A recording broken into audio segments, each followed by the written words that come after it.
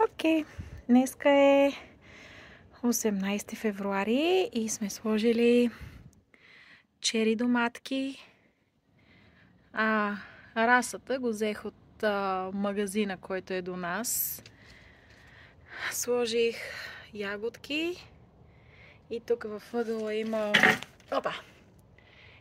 има мента. Аз обичам мохито, така че сега ще ги полем.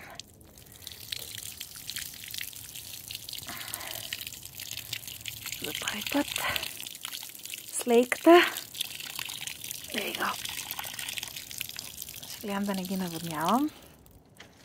Ще видя последствие как се поливат, колко често. Тук е много горещо, става много горещо лятото, така че ще видим как ще станат нещата. Но за сега мисля, че един път, два пъти на ден, може би, в нашите условия. Казах ми една жена с мъжа си, се заговорихме в магазин и ми казаха, че ментата расте като бурен. Вика, ще ти взема, вика, абсолютно всичко. Викам, супер, аз обичам да пия мохито, така че. И така. Започваме с градинарството.